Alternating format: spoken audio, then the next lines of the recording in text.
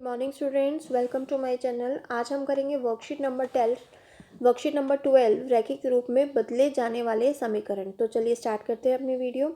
प्रिय विद्यार्थियों, हमने पिछले वर्कशीट में रैखिक समीकरण के बारे में पढ़ा और जाना इसे कैसे हल किया जाता है। लेकिन कुछ समीकरण ऐसे होते हैं जो रैखिक रूप में नहीं होते, तो उन्हें हम किस तरह से रैखिक में लेकर आ सकते हैं और कैसे उनका हल कर सकते हैं। तो देखो, रैखिक रूप में समीकरण 9x + 6 = 7x + 8, लेकिन दूसरा जो रैखिक रूप में समीकरण नहीं है वो क्या है, x + 7/x + 2 = 3/4।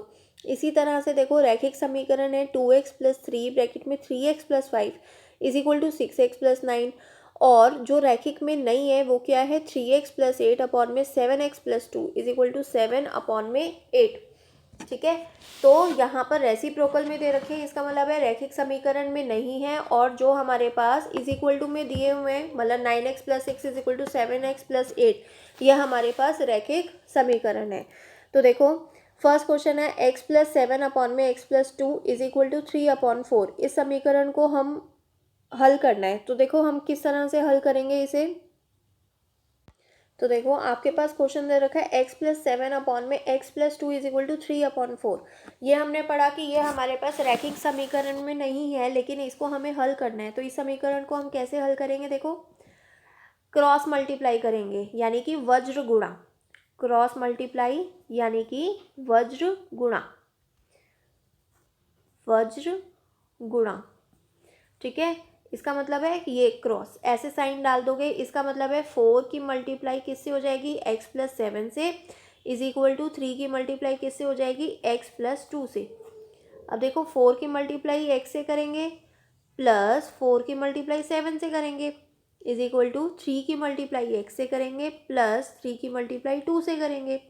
तो देखो, 4 × x कितना हो गया, 4x प्लस 7 चौक 28 = 3x + 6। अब देखो, हमने पढ़ा था कि जो चर हैं उनको एक साथ रखेंगे। तो 3x को हम उधर लेके गए, तो जब 3x को उधर लेके गए तो लेफ्ट साइड में गए, तो प्लस का 3x क्या बन गया, माइनस का 3x = 6 प्लस 28 उधर जाएगा तो क्या बन जाएगा, -28। क्योंकि कोई भी चीज़ अगर लेफ्ट साइड से या राइट साइड से उठाकर किसी दूसरी साइड में रखते हैं तो साइन चेंज हो जाते हैं। तो 4 में से 3 गए, 1x यानी x, और देखो प्लस माइनस माइनस, तो 28 में से 6 गए 22, और बड़ी वाली डिजिट का साइन आया माइनस। इसका मतलब है x की वैल्यू हमारे पास क्या आ गई, -22। अब देखो, हमें चेक करना है कि हमारा आंसर बिल्कुल करेक्ट आया है या नहीं आया। तो हम क्या करेंगे, देखो, हमारे पास क्या इक्वेशन थी, अब हम करेंगे जांच। तो देखो, जांच कैसे करेंगे, x + 7 में x + 2। हमें अगर हमारे पास आंसर 3/4 आ जाता है तो इसका मतलब है हमारा आंसर करेक्ट है। x की वैल्यू देखो हमारे पास क्या आई थी, -22। तो -22 + 7 में -22 + 2, तो प्लस माइनस माइनस, तो 22 में से 7 गए 15, और बड़ी वाली डिजिट का साइन आ गया, और 22 में से 2 गए 20, और बड़ी वाली डिजिट का साइन आ गया। माइनस से माइनस कट गया, 5 × 15, 5 चौक 20। तो देखो, हमारे पास 3/4 आ गया। इसका मतलब हमारा आंसर बिल्कुल करेक्ट है। ठीक है, इसी तरह से अब देखो, नेक्स्ट क्वेश्चन कहता है एक संख्या जिसका 7वां भाग, एक संख्या माना संख्या, हम इसमें कैसे करेंगे, माना संख्या कितनी है, x, क्योंकि हमें पता ही नहीं है, तो माना संख्या x।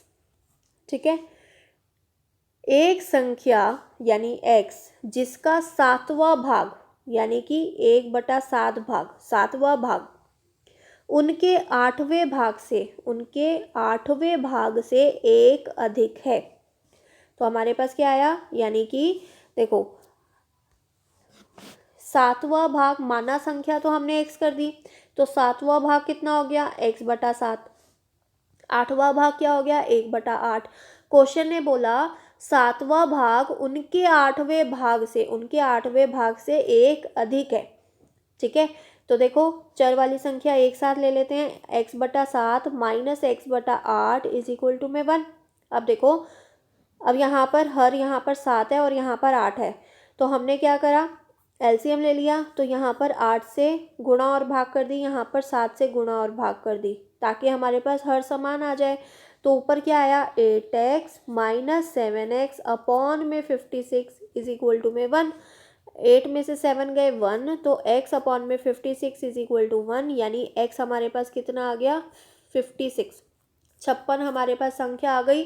तो इसका मतलब है हम कहेंगे संख्या कितनी है हमारे पास 56, यानी अभिष्ट संख्या हमारे पास कितनी आ गई 56। ठीक है, जब भी हम शाब्दिक संख्याओं को सॉल्व करेंगे तो उसके लिए टिप्स दे रखी है। देखो, शाब्दिक समस्या को 2 या 3 बार हिस्सों में पढ़ना, यानी कि जैसे हमने पढ़ा था ना, हमने क्या पढ़ा था, एक संख्या, तो एक संख्या यानी x, जिसका 7वां भाग यानी x/7, पूरा क्वेश्चन कभी एक साथ नहीं पढ़ेंगे, उनके 8वें भाग से यानी x/8 से एक अधिक है। तो इसका मतलब है ये बन गई शाब्दिक समस्या हमारी। ठीक है, तो आई होप समझ में आया होगा। अब देखो नेक्स्ट क्वेश्चन, देखो किस तरह से करेंगे। अब देखो, सपोज ये सॉल्व करना है 2x प्लस 3 अपॉन में 4x minus 5 is equal to 3 upon में 7। तो सेम हमने क्या करा, वज्र गुणा यानी क्रॉस मल्टीप्लाई करा। तो 7 की मल्टीप्लाई किससे करेंगे हम 2x प्लस 3 से, और 3 की मल्टीप्लाई किससे करेंगे 4x माइनस 5 से।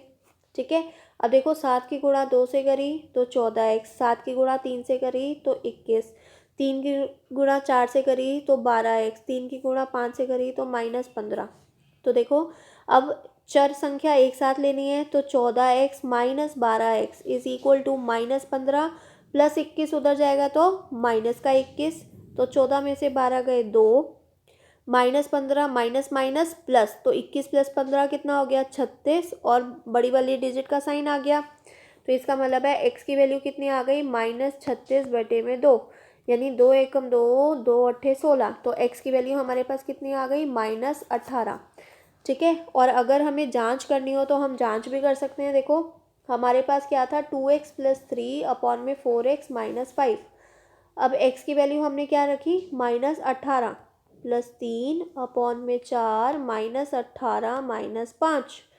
तो देखो 2 को -18 से करा तो -36 प्लस 3, इसको करा तो -72 -5, तो -33 अपॉन में -77। तो माइनस से माइनस गया, 11 3 33, 11 7 77, तो आंसर कितना आया 3/7। तो RHS में भी हमें क्या दे रखा था 3/7। ठीक है, अब देखो नेक्स्ट क्वेश्चन, एक संख्या का 2/3 भाग, तो माना संख्या हमने क्या ले ली x, माना संख्या कितनी हो गई हमारे पास x। तो देखो एक संख्या का 2/3 भाग, एक संख्या का 2/3 भाग यानी 2/3x मूल संख्या से, मूल संख्या क्या है x से 30 कम है। तो 2/3 भाग मूल संख्या से 30 कम है, तो हमें क्या बताना है संख्या बतानी है। तो इसका मतलब है x को उधर ले आए इज इक्वल टू में -30। अब देखो इसको हमने क्या बनाया p/q की फॉर्म में बनाया। अब देखो एलसीएम लिया तो 2x माइनस 3x अपॉन में 3 आ गया -30। अब 3 में से 2 गए 1, और बड़ी वाली डिजिट का साइन आ गया, तो हमारे पास कितना आ गया -30। तो माइनस से माइनस गया, x is equal to same वही वज्र गुणनखंड करा हमने, वज्र गुणा करी तो 30 × 3 यानी x की वैल्यू हमारे पास कितनी आ गई 90। ठीक है, ये चीज़ समझ में आई आप लोगों को। अब देखो एक संख्या में से उनके छठे भाग, तो माना संख्या हमने क्या ले ली माना संख्या x, माना संख्या x। फिर देखो उनके छठे भाग, एक संख्या में से उनके छठे भाग, एक संख्या में से उनके छठे भाग को घटाने पर हमें कौन सी संख्या मिलती है 25। देखो एक संख्या माना संख्या x, एक संख्या में से उसके छठे भाग को यानी x/6 भाग को घटाने पर हमें क्या मिलता है 25। तो देखो हमने एलसीएम लिया तो 6x माइनस x अपॉन में 6 इज इक्वल टू 25। तो 6x माइनस x कितना हो गया 5x अपॉन में 6 इज इक्वल टू 25। ठीक है, तो हमारे पास क्या आया x is equal to 25 into में 6 अपॉन में 5, तो 5 एकम 5, 5 पंजे 25, तो x की वैल्यू हमारे पास कितनी आ गई 30।